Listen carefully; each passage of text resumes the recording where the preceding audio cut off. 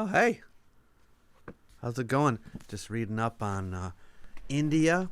Look at this, The Archaeology of South Asia. Great book. And then, of course, must have a history of ancient and early medieval India. Yeah. Well, you may have heard that I'm planning to go to India this November to film a new series of Antiquities Explorer, specifically in the states of Madhya Pradesh and Maharashtra. A lot of people think of Egypt, Mesopotamia, Greece, China, Rome, maybe Mesoamerica or Peru as the core ancient civilizations. India can get mentally placed in a secondary tier simply because they know less about it. But I think one of the greatest journeys that a history lover could take is to the Indian subcontinent. Way too many people have no idea what is even there. If someone wants to understand the ancient world in a serious way, the region of India is one of the pillars. Knowing about India informs us not only about India, but about cultures that India interacted with, including Mesopotamia, China, and Rome. I've been reading about India for years, but it's not the same as going there. If you've been watching Antiquities Explorer over the years, you know I've been to many places. First with just a single companion, and more recently taking a group with me. Some of the most memorable and enlightening moments I've had as a historian have come from field travel. Again and again, I have found that the ancient world becomes more real and more human when you encounter it in person. And that's one of the reasons I believe India has the potential to be among my greatest expeditions yet. People get the impression that I don't like India because of my debunking videos about OIT, I love India. India preserves one of the richest ancient landscapes on Earth. It's one of those places that raises big questions in my mind that I need answers to. This trip is my chance to pursue some of those questions on the ground. Let me tell you about some of the questions I want to pursue. The Great Stupa at Sanchi is a place that has been on my list of must-see sites for a while now. Its construction was begun some 2,200 years ago under the famed Emperor Ashoka. UNESCO describes it as the oldest Buddhist sanctuary in existence. Did you know that there are no idols of the Buddha there? Most people assume that a major religious monument would put the central holy figure front and center. But back then, the Buddha was often represented indirectly through symbols. Something I really wonder about is exactly how the early Buddhists could create a powerful sacred experience for ancient visitors without showing the Buddha in human form. It's not a question that can be fully answered by reading. A book can tell me that the stupa had relics, that devotees circumambulated clockwise around it, that the Toranas have narrative carvings, but being there can reveal to me how the monument was designed to shape devotion through your approach, your movement, your orientation, and repeated viewing. That's the sort of thing that you understand bodily, not just verbally, Another place I'm going to is the Udayagiri Caves, containing some of the oldest surviving Hindu temples in the world.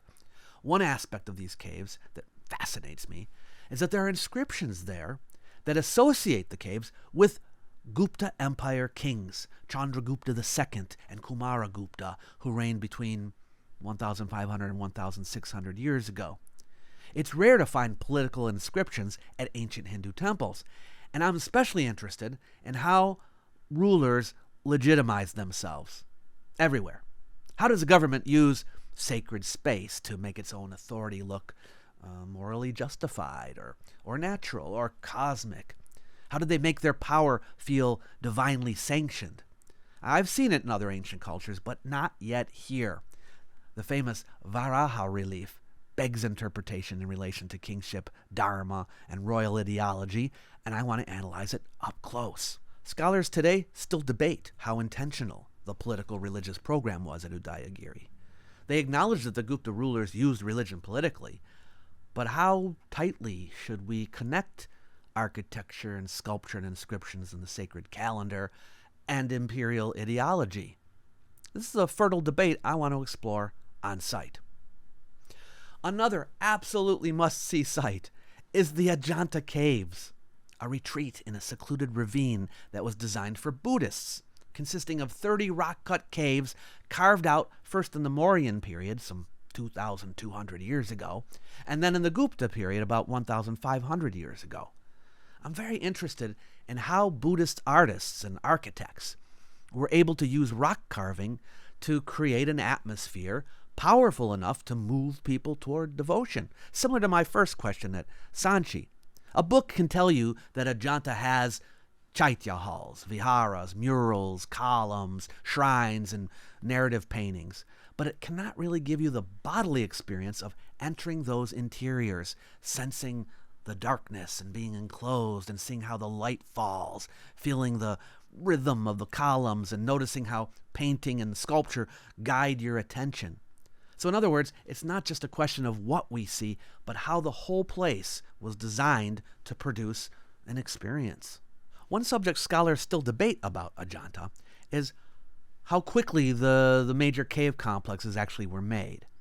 The bulk of the work was done in the Gupta period, no doubt about that, but was it over centuries or merely decades?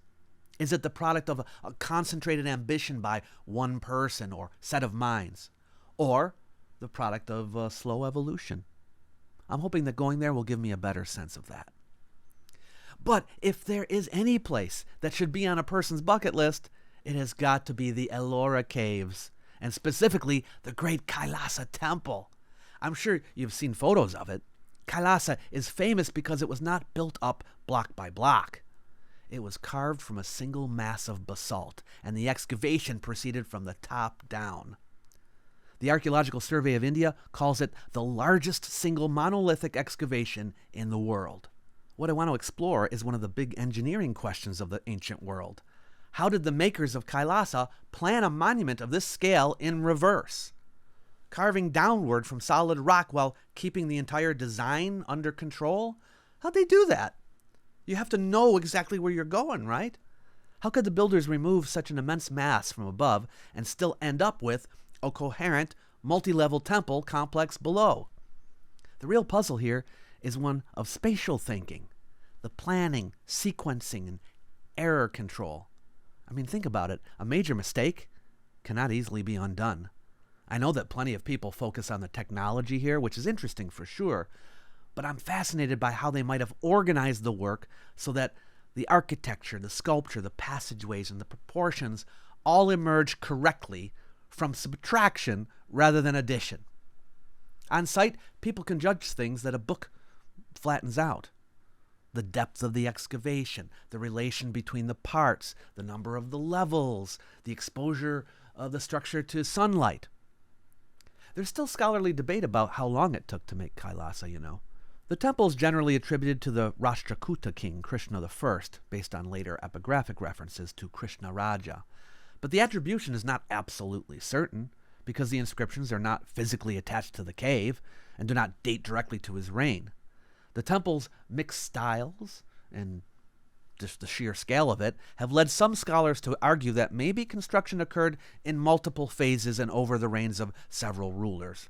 I want to see if I can get a sense of that in person. There's a pass through the Western Ghat Mountains that was on an ancient trade route. It's called Nanaghat, and I'll be going there as well. On this mountain pass are a few caves, and in one of them can be found royal inscriptions, some of the oldest Sanskrit inscriptions in existence, from the time of the Satavahana dynasty, some 2,000 years ago. They were written in the Brahmi script. Why put royal inscriptions way up here in a pass used by travelers and traders? And why use a cave in this specific choke point as the place to proclaim not only your authority, but also your sacrifices? I think I can get a better idea of that by actually being there. A common feature of Buddhist rock-cut caves is something called a chaitya hall, and I'll be visiting several places with them from different time periods. As I visit the caves of Baja, Karla, Ajanta, and Kanhari, I want to get a better idea of how the chaitya hall evolved from a simple prayer space into something increasingly affecting. How did Buddhist architects refine the chaitya hall over time to make the experience of worship more powerful? I'll be looking at what Buddhist builders learned generation after generation about light, scale, rhythm, enclosure, approach, and the emotional pull of the stupa-focused interior. A book can tell you the plan of a Chaitya hall, but moving through several of them allows a person to ascertain the effect. And then it will be possible to figure out what architectural choices produce those effects. A debate that still exists among scholars is whether Chaitya halls are basically stone representations of now lost wooden buildings or something more original than that. The classic view is that the Chaitya hall was based on wooden thatch prototypes. That helps explain details like the barrel vault forms, the ribbing, other timber-like features. But the more interesting modern pushback is not denying the idea of wooden prototypes, but that rock-cut architecture shouldn't be reduced to mere imitation. Once carved in stone, these forms could be refined and made to do things that timber buildings may never have done in quite the same way. I want to explore that part of it. Another question is, were Buddhist caves neatly divided into prayer halls and monasteries? Or were many of them more hybrid and multifunctional? Older scholarship often worked with these cleaner categories, but more recent work has argued for more complex hybrid cave types, and so by going to these places, I think I'll be able to get a better idea of how one sacred space could have served multiple functions. As some of you may already know, I will be bringing a group along with me again this time. I could make this journey alone, of course, but some of the best experiences I've had in the field have come from exploring the ancient world with other curious, thoughtful people, asking questions together, and seeing what emerges from our shared encounters. Sometimes I don't notice things that other people notice. I would love for you to come along. This is a chance to see one of the world's greatest ancient civilizations up close. The route is built around direct contact with some of the most important and impressive monuments of the ancient world. And I can help you navigate a destination that some people find daunting and provide you with context so you'll understand what you're seeing. This tour lets people witness the long arc of Indian history in a way that books just can't reproduce. And this is not a standard India route.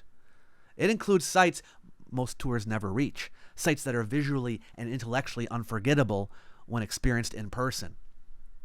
If you've ever looked at ancient India from afar and wanted it to become real to you, this is how you do it. You already know Egypt is impressive. India is where many travelers discover just how much the ancient world they've been missing. Why not choose the destination that even serious history lovers too often neglect? This is for travelers who want more than the standard ancient world circuit, for people who are ready to expand their understanding of civilization. You wouldn't believe what I had to go through to get this itinerary. You know, there are people on the ground in India that we're working with, tour guides and so forth, trying to make this all work out. And I'm like, no, I want to go here. I want to go there. And they're like, oh, okay, all right. We worked it out, man. And boy, it's going to be great. This is the kind of trip that changes your mental map of the ancient world. You will have experienced monuments that most history enthusiasts have only vaguely heard of. Even after years of studying ancient history, India still has things to teach me. And I would love to explore those questions with you in the field. If you want a maximum sense of discovery, India is hard to beat. More information about this tour, including the entire itinerary, can be accessed by clicking on the link below.